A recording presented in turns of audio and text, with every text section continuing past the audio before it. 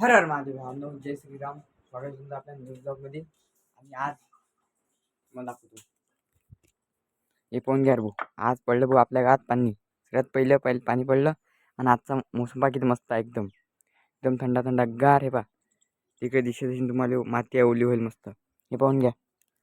आणि भाई जेव्हा पाणी पडते आणि मातीचा वास येते एकदम बढिया. आणि आज मस्त आपण सकाळी म्हणजे सकाळीच 6 की 5 पाणी आलं भाऊ. मी तर झोपेलो होतो, मला तर माहीत बी नाही. पण म्हणून त्यामुळे मी क्रिकेट खेळायला गेलो नाही आज. हे पाहून घ्या. हे पहा आपलं पुरं ग्राउंड ओला इकडचं.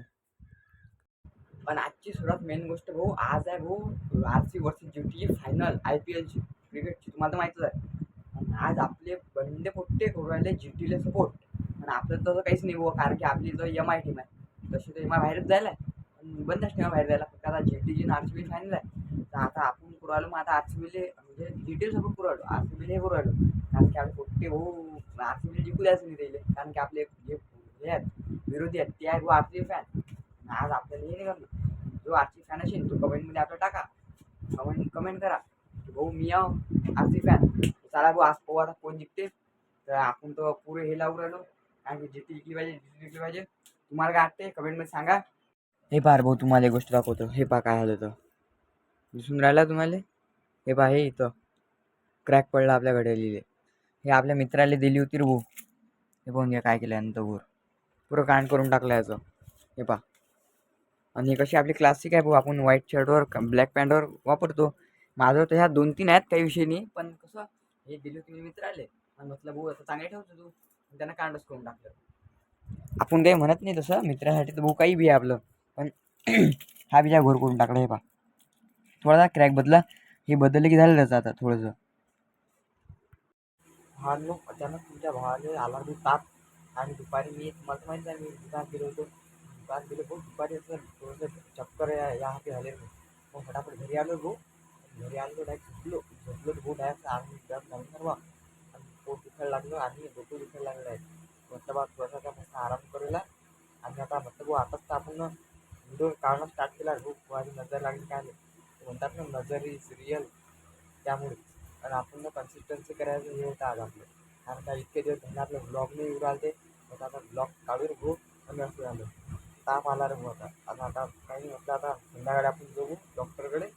कारण की असं चांगलं असते. आज झोपेला मस्त. आणि आता संध्याकाळी डॉक्टर तू जाईल पाहिजे काय म्हणतात ते.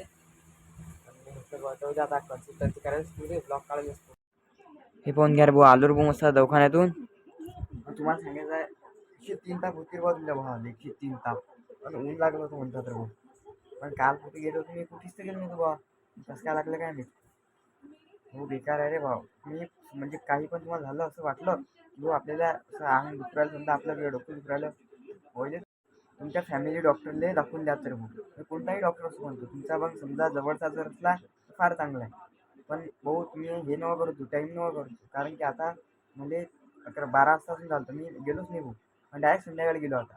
तर 103 ताप होती भाऊ. पण आता आंबट आणि थंड काही खायला सांगत नाही भाऊ. आपल्या आईने काय केलं तर आपल्या आईने केली खिचडी मस्त हलका आहार. कारण की ऊन लागले की तुम्हाला माहिती आहे कसं बसायचं. आणि तसं ऊन राहिलं बघ आपल्याला ॲटम. तर म्हणून म्हटलं बा आता हलका आहार घेऊ मस्त आपण. आणि झोपू आणि मस्त गोळ्या घेऊ बा.